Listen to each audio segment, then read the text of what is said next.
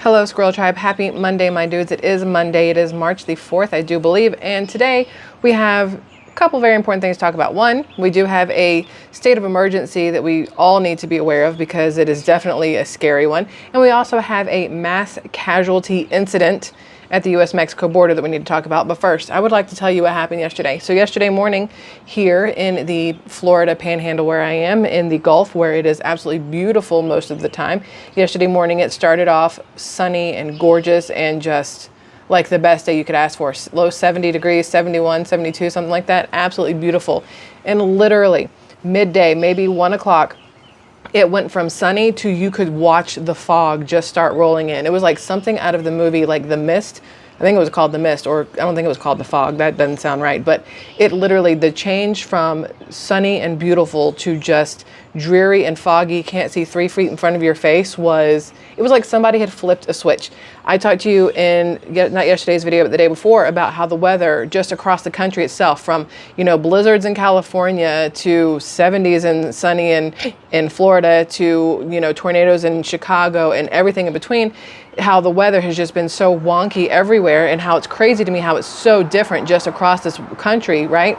Then for yesterday, for it to literally like flip a switch, I was like, I feel like this is what most of your comments said on that video, where weather warfare, if you will, or, the government literally flipping a switch and doing what they want with the weather. That's exactly what it felt like yesterday, going from sunny to foggy the way it did. It was like something out of a movie, and not a good one. So there's that. Anyway, let's get into the important things here.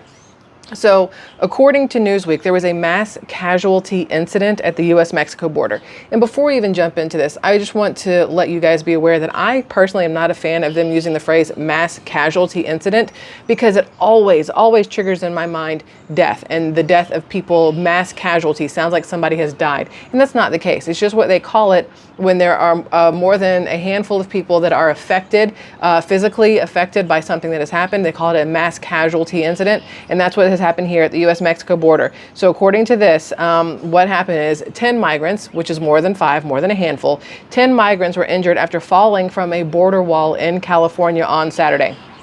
Here's the thing.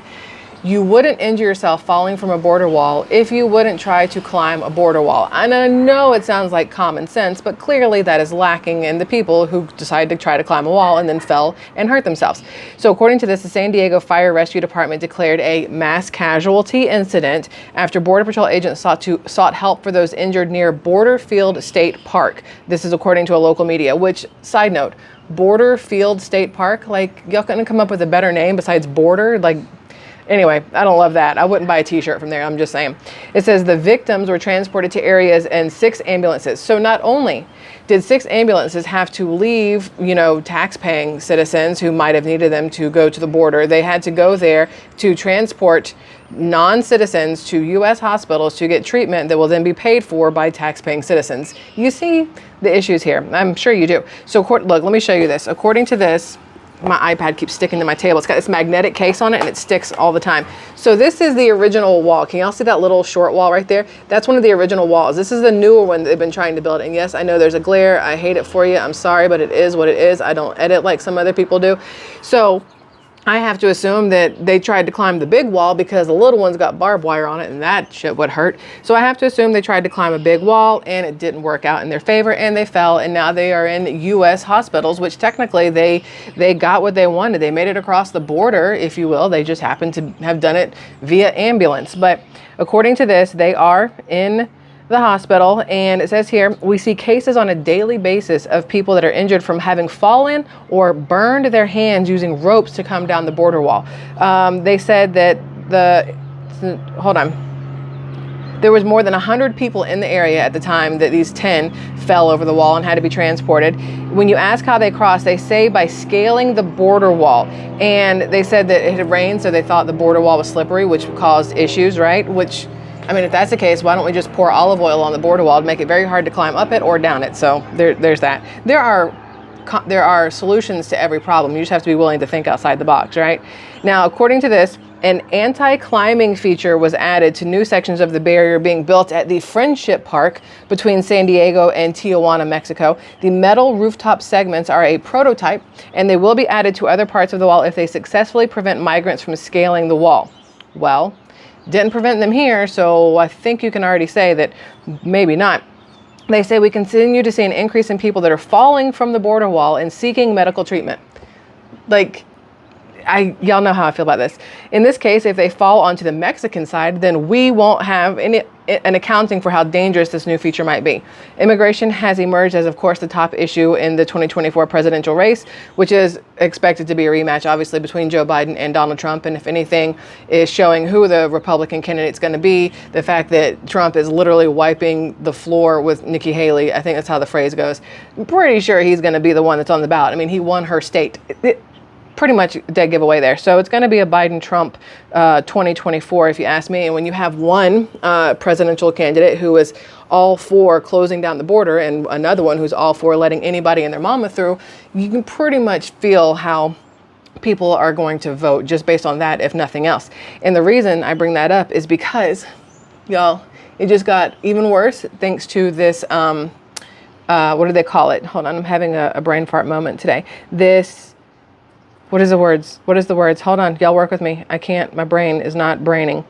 State of emergency. Y'all, I don't say state of emergency often. I don't like to throw that around unless it is something that is actually worth talking about, using state of emergency for little random things. It's not my style. I'm not going to do it. But this one is a big deal. Haiti has declared a state of emergency. Now, some of you may be going, the hell do we care if Haiti declares a state of emergency?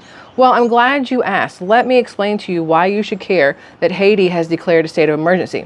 Because according to this, if I can get this thing to move, although most Haitian immigrants in the United States are legally present, approximately 99,000 were unauthorized in 2021. That's the number that they were able to count, okay? According to the Migration Policy Institute, the MPI, comprising about 1% of the overall estimated 11.2 million unauthorized immigrants. And again, you may be saying to yourself, but Michelle, SquirrelTribe, it's only like 100,000 undocumented Haitians. What's the big deal? Well, the state of emergency is the big deal because according to this, Haiti has declared a state of emergency after a mass prison escape. Now, we've talked over here about how a lot of the people crossing the border right now happen to be from countries who have let some of their prisoners go because either they didn't have room for them, they could no longer keep up with them, or, feed them, house them, whatever. So they just let them go.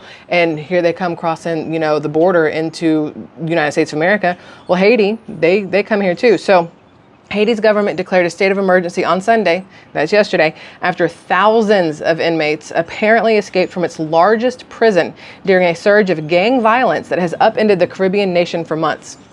So again, just be on the lookout because it is a big deal. They're going to want to go somewhere, and there's the possibility that the United States is where they want to go, especially seeing as how everybody knows about our open border policy, and anybody and their mama and their uncle and their auntie and their third cousin removed can cross this border, get some money, get a cell phone, get a place to live, and everything else, no questions asked.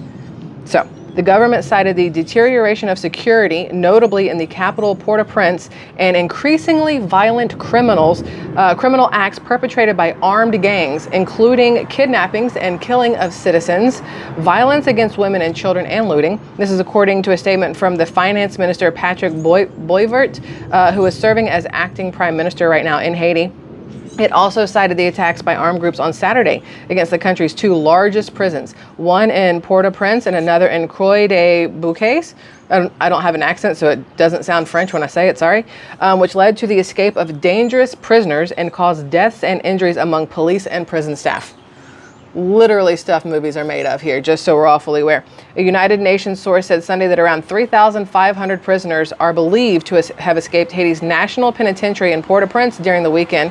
There had been 3,687 prisoners at the prison. This is according to the source. The UN mission in Haiti tracks incarcerated populations and humanitarian conditions in prisons in the country.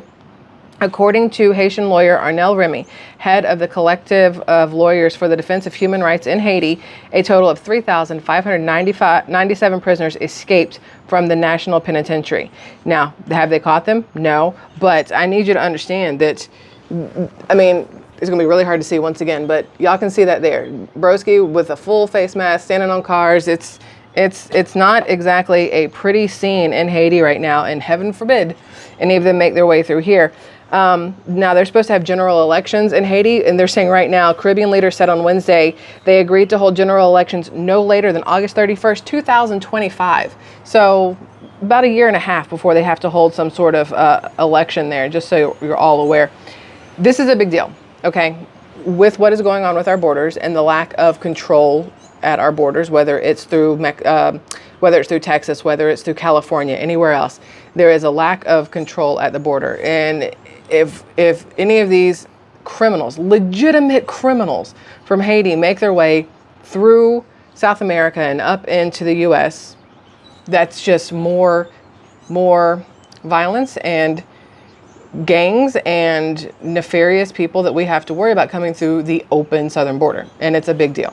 And I wanted to bring it to your attention because I think everybody should know exactly what's going on and what could happen in the country that we live in. So that's it, my dudes. There's no rainbow at the end of that story, and I do apologize for that. Hopefully I can be back later with something else, but this is something I wanted to bring to your attention now because I saw it earlier today. But I do want people to keep in mind that when you see things like mass casualty incident, don't let it immediately scare you or whatever else, because it is just the way that they phrase things to get people riled up. Again, state of emergency, not something I would generally throw out there, but necessary in a time like this one. So thank you guys for being here, and I will see you guys on the next one. Love you. Bye.